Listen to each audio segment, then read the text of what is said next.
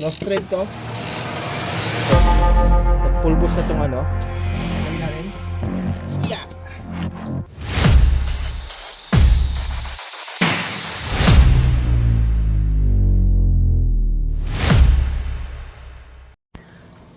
Yun, guys, meron tayo ngayong ginagawa dito na Aerox version 2. Ang issue nito, nasunog na yung pinaka ginamit yung ceramic socket. Ito, nag full boost na tong ano, ito. Yan, ito yung ECU nya. So hindi na apektuhan yung ECU nya. Ito lang, kaya ayaw mag start. Yan, actually yung may-ari na nagkabit nito, maayos naman yung pagkakabit. Ayun mo, kung nakikita nyo yung ano, video, maayos yung pagkakahinang. Yan. So nagpulbos lang talaga yung gitna, which is yun yung kulay puti.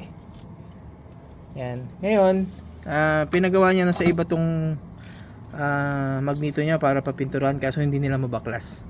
So natatakot siya baka masira. Ngayon babaklasin natin siya.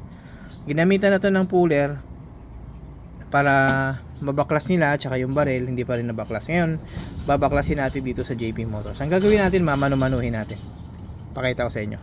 Gagamitan natin to ng Y-tool at itong 17 at power handle. Okay, hindi natin siya gagamitan ng barrel. So babaklasin natin siya. Pag magpapasok kayo ng Y-tool dito, ingatan nyo lang na ano, na hindi tamaan yung coil. Kasi pag tinamaan yung coil niyan, pwedeng mabalatan, pwedeng maputol. Okay? Mostly ang ginagamit dyan sa Y-tool, itong pinakamaliit na to. Yan. Nakikita nyo yan. Alalayan nyo lang. Ayan guys, babaklasin natin itong ano nya. Tingnan natin kung makukuha natin sa pinakamalupit na pigaan ng mano-mano. Ayan. Gamit kayo ng 17mm, pati power handle at saka extension. Okay?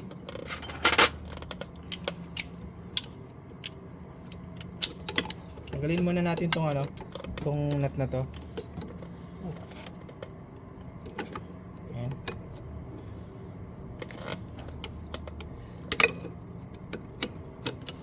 Men, turuan kita man.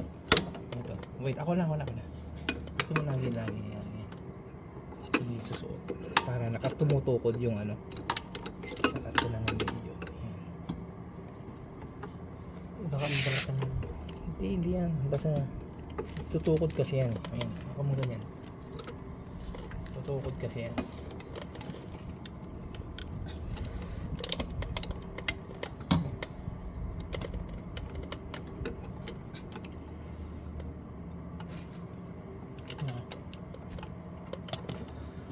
Aha, wait. Asan na yung tubo?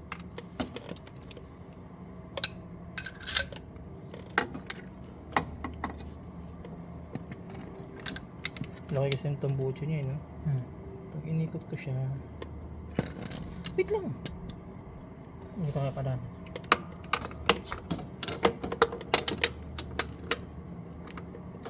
Wait.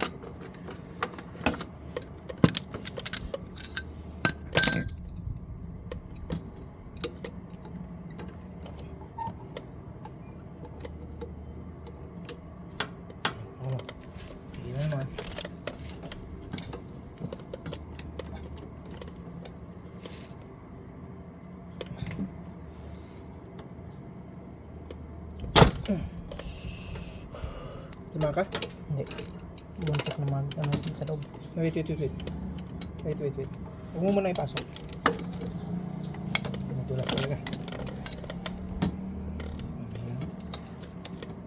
Ikot. Step by step. Dahan-dahan. Yan. Yan, gagamit kayo ng rod set. Pag medyo umikot na siya, gagamitan nyo naman siya ng rod set. Ito yung rod set.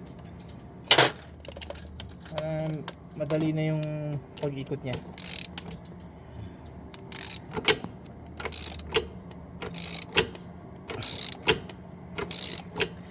Mukhang lost thread tong ano, pinilit tong nut na ikabit. Tigas oh. Ang tigas tanggalin ng nut ha. Ibig sabihin, pinilit na ipasok yung nut dun sa sigunyal. Malalaman natin to kapag binaklas natin tong nut na to. Huwag maharangan na. para makita nila.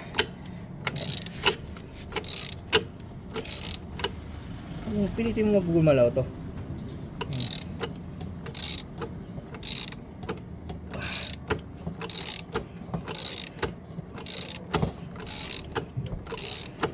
Lost thread to. Ayun, no? Parang nire-thread. Ang init, oh. Pag mainit yan, ibig sabihin may friction doon na ano, sobrang tigas. Na retread na to. Yan, na-retread na. Hindi na talaga yun yung pinaka-thread niya talaga. Ayan, baklas na natin siya. Ayan. Ang init ng ano na to. Yung mahawakan. Yan yung mano-mano. Ito naman, papakita ko naman sa inyo kung paano baklasin to. Mano-mano. Ayan guys, kakabitan natin siya ng puller. Ayan, plyman yung ginamit natin puller. Gagawin natin dito, kailangan may pasok nyo siya, yung pull thread nung magneto. Ayan, pasok nyo siya.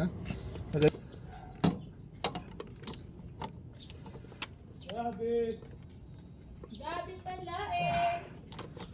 Medyo hirap, mahirap kunin.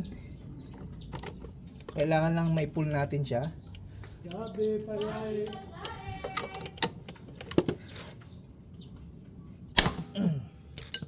Kita nyo guys, tumunog. Tumunog. Lakas, di ba? Pupersahin mo lang siya para ano. Yan, tanggalin natin. Yeah.